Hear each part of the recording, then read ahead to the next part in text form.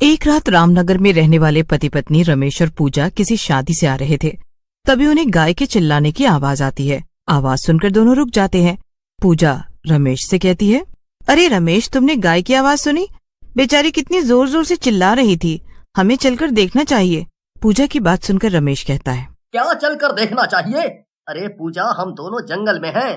कहीं कोई जंगली जानवर हुआ तो चलो चुपचाप यहाँ से निकलो। लेकिन उसी समय गाय फिर से जोर से चिल्लाती है। उसकी आवाज सुनकर पूजा से सब्र नहीं होता और वो रमेश से कहती है, तुमसे बड़ा डरपोक तो मैंने नहीं देखा।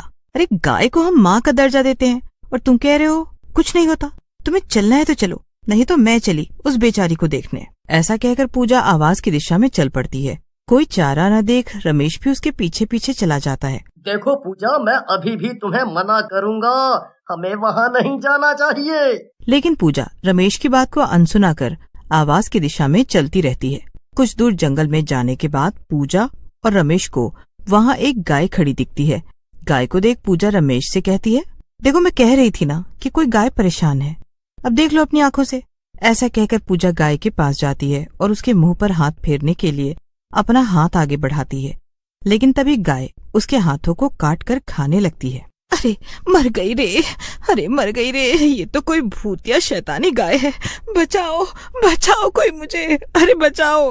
पूजा को ऐसे देख रमेश वहाँ पड़ी एक लकड़ी उठाता है और गाय को मारने के लिए आगे बढ़ता है। भूतिया गाय, तूने मेरी पत्नी का हाथ काटा, मैं तुझे मार डालूंगा। पूजा पूजा, भागो यहाँ से, अपनी जान बचाओ। ये भूतिया गाय है, ये हम दोनों को मार डालेगी। लेकिन पूजा तो दर्द की वजह से पहले ही बेहोश हो चुकी थी। थोड़ी देर में गाय रमेश को सींगों से मार मार कर मार ही डालती है। इस घटना से कुछ दिनों पहले सुमित्रा नाम की बूढ़ी दूध वाली अपनी गाय सुनंदा को चारा डाल रही होती है।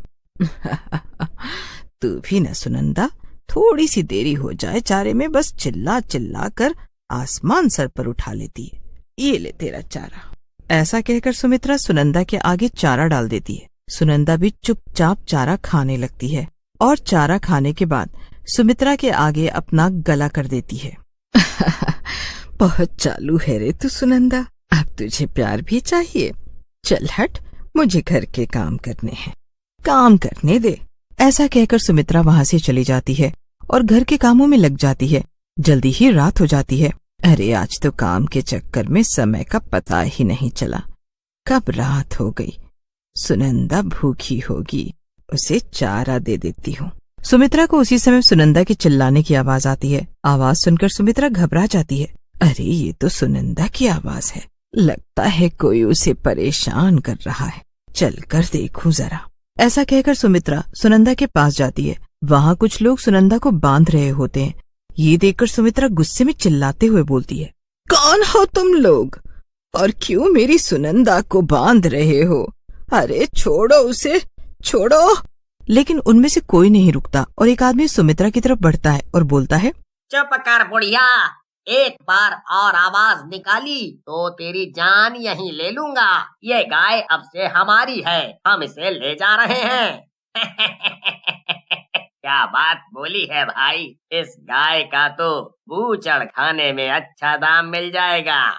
उन सब की बात सुनकर सुमित्रा घबरा जाती है और बोलती है, देखो बेटा, तुम सब इसे यहाँ से मत ले जाओ। ये मेरी गाय नहीं बल्कि मेरा सब कुछ है, इसे छोड़ दो। सुमित्रा की बात सुनकर सब चोर हंसने लगते हैं और बोलते हैं, क्या कहा, जिंदगी? लो जी सुनो, बुढ़िया की जिंदगी है ये गाय। इससे बड़ा मजाक तो मैंने कभी नहीं सुना। ऐसा कहकर एक चोर सुमित्रा को जोर से धक्का दे देता है। सुमित्रा का सर जमीन से टकराता है।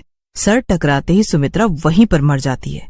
उसके बाद सारे चोर सुनंदा को लेकर वहाँ से चले जाते हैं। लेकिन सुमित्रा मरने के बाद एक चुड़ैल बन जाती है। इन चोरों को मैं नहीं छोड़ूंगी, इन्होंने मेरी सुनंदा को मुझसे छीना है, मैं इन सब की जान ले लूंगी। ऐसा कहकर सुमित्रा वहाँ से चली जाती है और सुनंदा को ढूंढने लगती है। लेकिन बहुत ढूंढने के बाद भी उसे सुनंदा नहीं मिलती। ये चोर सुनंदा को न जाने कहाँ ले गए, मिल भी नहीं रहे, क्या करूं। धीरे धीरे समय बीतने लगता है। एक दिन चुड़ैल बनी सुमित्रा बैठी होती है। उसे किसी गाय के चिल्लाने की आवाज आती है। आवाज सुनकर चुड़ैल खुश हो जाती है और बोलती है, अरे वाह, ये तो मेरी सुनंदा की आवाज है, मेरी सुनंदा की आवाज। ऐसा कहकर चुड़ैल सुनंदा के पास जाती है। सुनंदा माँ बनने वाली होती है। सुनंदा की हालत देखकर चुड़ैल रोने लगती है और बोलती है, इन दुष्टों ने मेरी सुनंदा की क्या हालत कर दी है। उसी समय सुनंदा एक बछड़े को जन्म देती है और उसी दौरान उसकी मौत हो जाती है। मेरी सुनंदा मर गई, क्या हो गया इसके साथ। तभी बछड़े की आवाज सुनकर चुड़ैल उसकी तरफ जाती है और उसे देखकर बोलती है, मेरी सुनंदा जाते जाते भी अपनी एक निशानी मुझे दे गई है। कितना प्यारा है ये, लेकिन मैं इसे पालूंगी कैसे? अरे मैं तो मर गई हूँ। तभी चुड़ैल उस बछड़े को उठाती है और गांव के बाहर बने मंदिर के सामने उस बछड़े को रख देती है। इस मंदिर के पुजारी बद्रीनाथ जी बहुत ही नेक इंसान हैं, वो जरूर इसका ख्याल रखेंगे। अरे कितना सुंदर बछड़ा है, लेकिन इसे यहाँ कौन रख कर गया है? एक काम करता हूँ, इसे घर लेकर जाता हूँ, जिसका भी होगा इसे आकर ले जाएगा। ऐसा कहकर बद्री वहाँ से बछड़े को लेकर चला जाता है। ये सब देखकर चुड़ैल खुश हो जाती है और बोलती है, मेरी सुनंदा की निशानी अब सही हाथों में पहुँच गई है। अब मैं उन सब चोरों को ढूंढ ढूंढ कर मारूंगी। हाँ। ऐसा कहकर चुड़ैल चोरों की तलाश में निकल जाती है। उनमें से एक चोर जिसका नाम संजय होता है, उसे चुड़ैल पहचान जाती है और रात में जब संजय सो रहा होता है तब चुड़ैल उसके कमरे में जाती है और बोलती है, उठ चोर, चोरी करके मस्त सो रहा है, चल उठ। चुड़ैल की आवाज सुनकर संजय घबरा जाता है। संजय को डरते देख चुड़ैल आगे बढ़ती है और बोलती है, चोर मैं वही हूँ जिसे तुम लोगों ने मिलकर मार डाला था। आज मैं तुझसे बदला लूंगी। ऐसा कहकर चुड़ैल गाय में बदल जाती है और संजय को जोर से टक्कर मारती है। संजय की पसलियां टूट जाती हैं। एक तो गया, बस उस चारों को उनके किए की सजा दे दूं। ऐसा कहकर चुड़ैल वहाँ से चली जाती है, लेकिन वो संजय से उसके बाकी के दोस्तों रवि, जय और रिंकू का भी पता निकलवा लेती है। वहाँ से जाने के बाद वो रवि के घर में जाती है। रवि अपनी पत्नी और बच्चों के साथ बैठा होता है। चुड़ैल को देखकर वो घबरा जाता है। आज तो बहुत घबरा रहा है। उस दिन कहाँ से ताकत आ रही थी जब मुझे मारा था। ऐसा कहकर चुड़ैल रवि की गर्दन उसके शरीर से अलग कर देती है। ये देखकर उसकी पत्नी और बच्चे चिल्लाने लगते हैं, तुम सब चुप करो, तुम भी इस पाप के भागीदार हो, तुम्हें भी इसकी सजा मिलेगी। ऐसा कहकर चुड़ैल रवि की पत्नी और बच्चों को भी मार डालती है। फिर चुड़ैल तीसरे चोर की तलाश में उसके गांव में चली जाती है। तीसरे चोर रिंकू की शादी होने वाली होती है। चुड़ैल ये देखकर गुस्से में आ जाती है। मुझे और मेरी प्यारी गाय को मारकर शादी कर रहा है, इसे तो मैं नहीं छोड़ूंगी। ऐसा कहकर चुड़ैल गाय बन जाती है और रिंकू के पास जाकर खड़ी हो जाती है। ये देखकर शादी में आए सारे लोग इधर उधर भागने लगते हैं, लेकिन गाय रिंकू के पास जाकर उसे खाने लगती है। तेरे जैसे लोगों का यही उपचार है। थोड़ी देर में रिंकू को वो खा जाती है और वहाँ से तीसरे चोर जय की तलाश में चली जाती है। एक दिन जय अपनी पत्नी के साथ जा रहा होता है। उसी समय चुड़ैल उसे देख लेती है और उसके सामने जाकर खड़ी हो जाती है, लेकिन गाय अपना रूप बदल लेती है और रिंकू को मारने लगती है। फिर चुड़ैल रिंकू को भी मार डालती है। आज मेरा इन तीनों से बदला पूरा हो गया, लेकिन मैं इस पूरे गांव को नहीं छोड़ूंगी। ऐसा कहकर चुड़ैल गांव वालों को भी मारने लगती है, लेकिन एक दिन गांव के पुजारी बद्री को पता चलता है और वो चुड़ैल के पास जाते हैं। चुड़ैल, तुम सही नहीं कर रही हो। जिन भी लोगों ने तुम्हारी जान ली, तुम उन्हें मार चुकी हो। अब गांव वालों को मारना सही नहीं है। बद्री की बात सुनकर चुड़ैल चुप हो जाती है और उसे पछतावा होता है। आप सही कह रहे हैं पुजारी जी, मैं गलत हूँ। मुझे गांव वालों को नहीं मारना चाहिए था। मैं अब से किसी को नहीं सताऊंगी। फिर चुड़ैल वहाँ से चली जाती है। ठंड का समय था और शांता गरम गरम आलू के पराठे बना रही थी। आहा, घी में सेके आलू के पराठों की तो बात ही अलग है। सर्दियों में तो मेरे आलू के पराठे खाने वालों की भीड़ 2 गुनी हो जाती है। अभी आते ही होंगे सब लोग। शांता एक गरीब औरत थी जो आलू पराठे बेचकर अपना गुजारा करती थी। आज भी दिन की शुरुआत होते ही वो आलू पराठे बनाने में लग जाती है, लेकिन सुबह से दोपहर और दोपहर से शाम बीत जाती है और कोई भी उसके पराठे खाने नहीं आता। हाँ, अरे ये क्या, आज तो पूरा दिन बीत गया और कोई भी नहीं आया। ऐसा क्यों भला? आज गांव के सारे लोग एक साथ कहीं चले गए क्या? शांता चिड़चिड़ाते हुए खुद से बड़बड़ा ही रही थी कि तभी उसके सामने एक बड़ी सी गाड़ी आकर रुकती है और गाड़ी में से एक लंबा सूट बूट पहना आदमी हरीश निकलता है। साथ में उसका नौकर बिरजू भी था। अरे बिरजू, प्लॉट तो मुझे अच्छा लगा। हाँ मालिक, एकदम मस्त प्लॉट है। मैं तो कहता हूँ आप इसकी पेपर साइन कर ही दो। बोल तो तू ऐसे रहा है बिरजू जैसे पैसे तू ही देने वाला है प्लॉट के। अरे नहीं मालिक, ऐसा तो कुछ भी नहीं। मैं तो बस। हाँ चुप कर, अब मुझे जरा प्लॉट का अच्छे से मुआयना करने दे। हरीश शांता की झोपड़ी के सामने वाला खाली प्लॉट देखने आता है और जब वो प्लॉट देखकर वापस आता है तो शांता की झोपड़ी देखकर चौंक जाता है। अरे ये क्या हुआ मालिक? क्या हुआ? सब ठीक तो है? ओफो, कुछ भी ठीक नहीं। इस प्लॉट में मेरा बड़ा सा रेस्टोरेंट बनेगा। बेवकूफ के बच्चे, तो मेरे 5 स्टार रेस्टोरेंट के सामने ये गरीब आलू पराठे बेचने वाली औरत क्या कर रही है? इसे यहाँ से हटाने का इंतजाम करो। हरीश की बात सुनकर शांता चौंक जाती है। अरे भाई साहब, ये आप क्या कह रहे हैं? मैं तो बरसों से यहीं रह रही हूँ। अब भला आपके रेस्टोरेंट की वजह से मैं अपना घर छोड़कर कहाँ जाऊं? ये सब मैं नहीं जानता, मगर मालिक हम इसे इसके घर से नहीं हटा सकते। कहीं इसने पुलिस कंप्लेन कर दी तो? अरे चुप कर बेवकूफ, तू क्या उस औरत को आइडिया दे रहा है? हाँ? नहीं, ये सही कह रहा है। मैं तुम पर पुलिस केस करूंगी। मैं अपनी झोपड़ी इतनी आसानी से नहीं छोड़ूंगी। अच्छा ठीक है, फिर तुम यहीं पर अपना चूल्हा जलाओ और आलू के पराठे बेचो। लेकिन देखना, जब मेरा 5 स्टार रेस्टोरेंट खुलेगा ना, तब कोई भी तुम्हारे चूल्हे पर बने आलू के पराठे खाने नहीं आएगा। इतना कहकर हरीश अपनी बड़ी गाड़ी में बैठकर वहां से चला जाता है और शांता चिंता में सोचती है, हाँ, बात तो इस आदमी की सही थी। वैसे ही आजकल मेरे यहाँ लोगों ने आना कम कर दिया है। ऊपर से अगर घर के सामने इनका 5 स्टार होटल खुलेगा तो मेरे आलू पराठे कौन खाएगा? बेचारी शांता यही सब सोचकर बहुत दुखी होती है।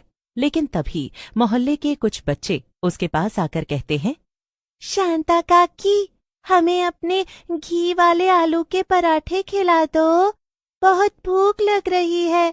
यहाँ मेरे पास बैठ जाओ, अभी दोनों को गरम गरम आलू का पराठा बनाकर खिलाती हूँ। आलू के पराठों की खुशबू से बच्चे एकदम खुश हो जाते हैं।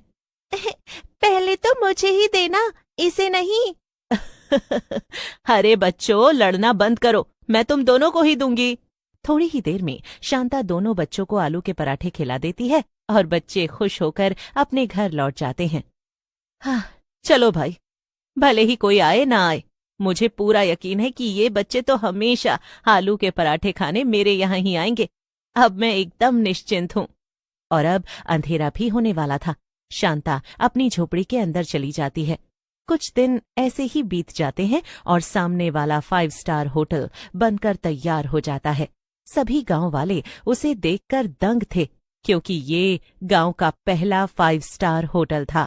नमस्ते गांव वालों, जैसा कि आप देख सकते हैं, मेरा 5 स्टार होटल बनकर तैयार है और यहाँ आपको तरह तरह के खाने की चीजें मिलेंगी। सिर्फ आलू पराठे नहीं, पनीर, चीज, गोभी, मेथी, पालक, मूली, हर तरह के पराठे मिलेंगे। ये सुनकर सभी गांव वाले चौंक जाते हैं। वाह वाह, मैंने तो पहले कभी इतने अलग अलग तरह के पराठों के बारे में नहीं सुना। ये तो कमाल है। सही कहा बहन, मैं तो एकदम तैयार होकर जाऊंगी अपने पति और बेटी के साथ। अरे इतने बड़े होटल में अच्छे से तैयार होकर ही जाना चाहिए ना। मेरे घर के बच्चे भी ऐसे ही हैं। जब मैं यहाँ पर तुझे 5 स्टार होटल ले जाने की बात कर रही हूँ तो तुझे वो सड़क छाप शांता के आलू के पराठे खाने हैं। माँ, शांता काकी को ऐसे मत कहो, वो बहुत अच्छी है। बस, अब ज्यादा मुंह मत चलाना। हाँ, और हम सिर्फ होटल ही जाएंगे, ना कि ये शांता के पास।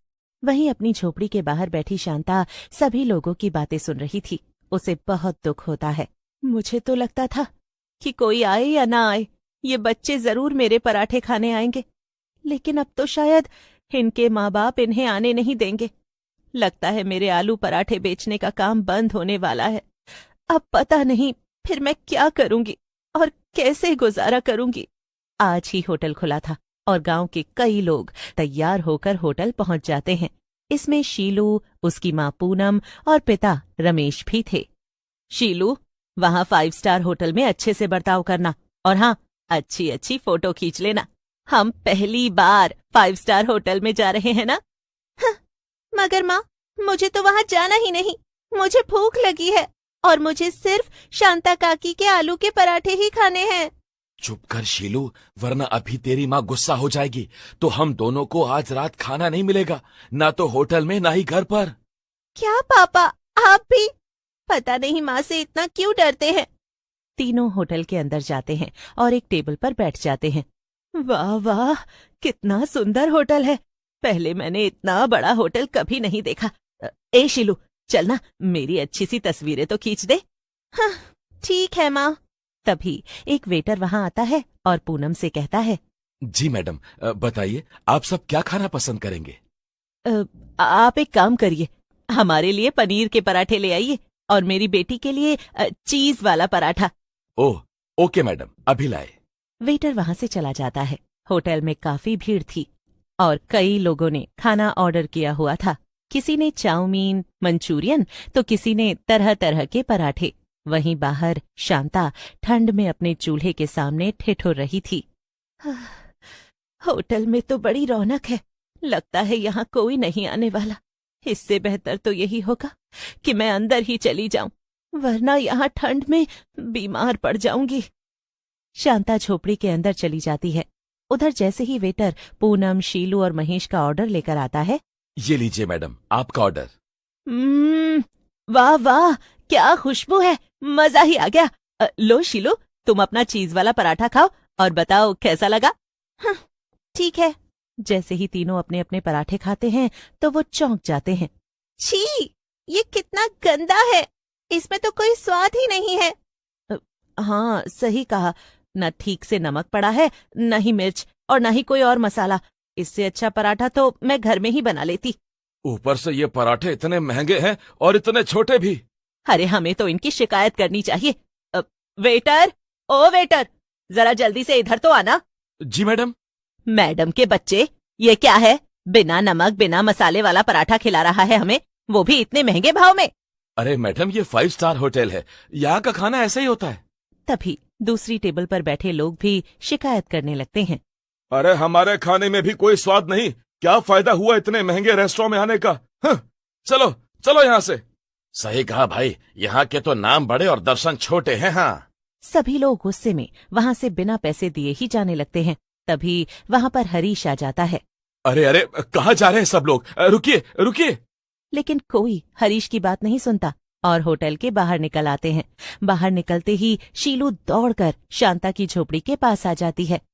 शांता काकी, कहाँ हो? बड़ी भूख लगी है, अपने घी वाले चटपटे आलू के पराठे खिला दो ना। शीलू की आवाज सुनकर शांता झोपड़ी से बाहर आती है और वो बाहर इतने सारे लोगों को देखकर दंग हो जाती है। माफ कर दो शांता, तुम्हारे आलू के पराठे ही बेस्ट हैं। हम सबको तो बहुत भूख लग रही है। ये 5 स्टार होटल तो किसी कर्म का नहीं निकला। अब तुम ही हमें आलू के पराठे खिला दो। ये सब देखकर शांता बहुत खुश होती है। हाँ हाँ, क्यों नहीं, सब यहीं रुको, अभी बनाती हूँ गरम गरम पराठे। जब सब लोग आलू के पराठे खाकर चले जाते हैं और शांता अपनी झोपड़ी के अंदर जाने ही वाली होती है, तभी अरे, आप यहाँ? लगता है आपके होटल का पहला दिन कुछ खास नहीं गया। हाँ, सही कहा, और इसीलिए मुझे भी आपके पराठे खाकर देखने हैं। अच्छा, तो फिर ठीक है, ये लो। जैसे ही हरीश पराठा खाता है तो उसकी आंखों में आंसू आ जाते हैं। वाह, ये तो बिल्कुल मेरी माँ के हाथ का स्वाद है। शांता जी, क्या आप मेरे होटल में काम करेंगी? इसके लिए मैं आपको अच्छे पैसे दूंगा, पूरे 50,000 रुपए महीना। ऐसे हम दोनों का ही फायदा होगा। शांता को ये ऑफर अच्छा लगता है और वो हरीश के होटल में काम करने लगती है। इसी तरह से गरीब शांता की जिंदगी पूरी तरह से बदल जाती है।